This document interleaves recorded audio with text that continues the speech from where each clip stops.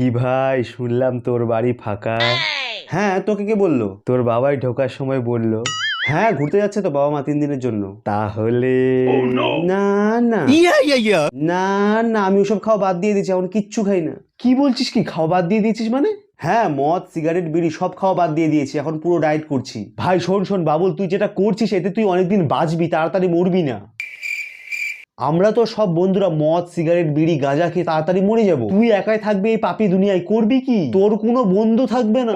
কার সাথে তুই বুড়া বসে গল্প করবি? ভাব একবার, আমরা তো সবাই মরে যাব। এই যে তুই ডায়েট করছিস, জিমে যাচ্ছিস, মদ বিড়ি সিগারেট সব ছেড়ে দিয়েছিস, এতে তুই তো অনেক দিন বাঁচবি। তারপর মানলাম তুই 80-90 বছর বাঁচবি, তারপর তো তুই মরবি। তোকে শ্মশানে নিয়ে যাওয়ার জন্য তো লোক লাগবে, শ্রাদ্ধে খাওয়া দাওয়া পরিবেশনের জন্য লোক লাগবে। তোর জন্য যে মন খারাপ করবে এমন তো বন্ধু আর থাকবে না, কারণ তারা আগেই চলে গিয়েছে। ঠিকই বলেছিস রে ভাই, চ।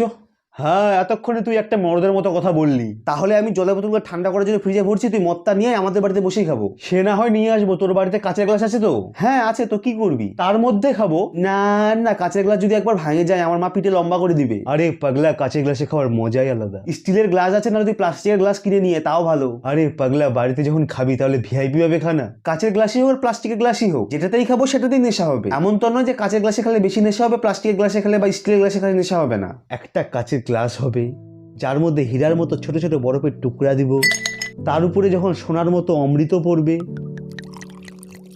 তখন এই গ্লাসের মধ্যে এমন একটা দৃশ্য তৈরি করবে না, যার কোনো তুলনা হয় না। তার উপর যখন আস্তে করে সোডা দিব, তারপর যখন নিচ থেকে ভুরভুর করে ভুরভুরিগুলো উপরে উঠবে, আরে পাগলা, মদ কে খায়? এই দৃশ্য দেখার জন্য আমরা মদ খাই।